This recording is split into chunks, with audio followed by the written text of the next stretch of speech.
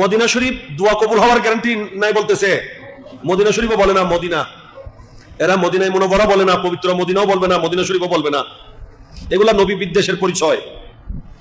এরা যত নিরুৎসাহিত করুক, যারা খুশকিসমত, যারা সৌভাগ্যবান, তারা কিন্তু মদিনা শরীফ যাবে। আর যারা দুর্ভাগা, তাদেরকে মদিনা শরীফ বরদাস্ত করে, এরা মদিনা শরীফ যেতে পারবে না।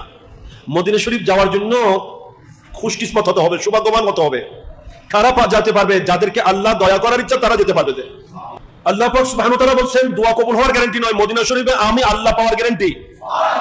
মদিনা শরীফে আল্লাহ পাওয়ার গ্যারান্টি।